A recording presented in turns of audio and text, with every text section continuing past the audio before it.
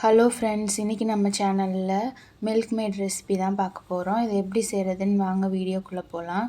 இது செய்கிறது ரொம்பவே சிம்பிள் தான். நான் இன்றைக்கி 1 கப்பு மில்க் பவுடர் எடுத்திருக்கேன். இது கூடவே 1 teaspoon cornflour, 1/4 teaspoon baking soda, 1/2 cup sugar எடுத்திருக்கேன். அதுக்கப்புறம் 1 கப்பு தண்ணி எடுத்திருக்கேன். நான் சொன்ன அளவை அப்படியே டபுள் ஆக்கி நான் இதில் போட்டுட்டு நான் மிக்ஸ் பண்ணிக்கிறேன் ஒரு கடாயில். நம்ம எல்லாத்தையுமே ஒவ்வொன்றா சேர்த்துட்டு நம்ம நல்லா மிக்ஸ் பண்ணிடணும். மிக்ஸ் பண்ணதுக்கப்புறமா நம்ம எடுத்து வச்சுருந்த தண்ணியையும் ஊற்றி எந்த கட்டியும் இல்லாமல் கரைச்சதுக்கப்புறம் நம்ம அடுப்பில் வச்சுக்கலாம். நீங்கள் கடையில் மில்க் மேட் வாங்குறதுக்கு பதிலாக நீங்கள் மில்க் பவுட்ரு வாங்கிட்டு இந்த மாதிரி செஞ்சு வச்சுக்கிட்டிங்கன்னா நீங்கள் எல்லாத்துக்குமே நீங்கள் யூஸ் பண்ணிக்கலாம். ரொம்ப சூப்பராக இருக்கும் இது. நான் இப்போ இது மாதிரி எல்லாத்தையுமே மிக்ஸ் பண்ணிட்டேன்.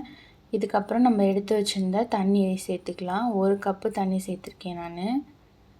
மொத்தமாக நான் 2 cup milk powder, 1 cup sugar, 1 cup தண்ணி, 2 டீஸ்பூன் கார்ன்ஃப்ளவர் மாவு, 1/2 டீஸ்பூன் பேக்கிங் சோடா சேர்த்துருக்கேன்.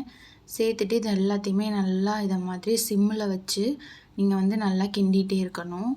நல்லா திக்காகி கிடக்கும். நீங்கள் இந்த மாதிரி கரண்டியை வச்சு தள்ளும் போது அந்த கோடு ஸ்லோவாக அதோட க்ளோஸ் ஆகணும். அப்போனா கரெக்டான பதம் வந்துடுச்சுன்னு அர்த்தம். அதுக்கப்புறம் இதை நம்ம இது மாதிரி ஒரு வடிகட்டியில் ஊற்றி நல்லா வடிகட்டி எடுத்துக்கலாம். பாருங்கள் எவ்வளோ சூப்பராக கண்டினியூஸாக நம்மளுக்கு இந்த மாதிரி உளுந்துகிட்டே இருந்துச்சுன்னா மில்க் மேட் கரெக்டாக இருக்குதுன்னு அர்த்தம். அவ்வளோதான். இதை நல்லா ஆற வச்சு ஃப்ரிட்ஜில் வச்சுக்கோங்க. ரொம்பவே சூப்பராக சிம்பிளாக மில்க் மேடு நம்ம வீட்டிலே செஞ்சாச்சு. கண்டிப்பாக ட்ரை பண்ணி பார்த்துட்டு எப்படி இருந்துச்சுன்னு கமெண்ட் பண்ணுங்கள். வீடியோ பிடிச்சிருந்தா லைக் பண்ணுங்கள், ஷேர் பண்ணுங்கள், சப்ஸ்கிரைப் பண்ணுங்கள். Thank you friends.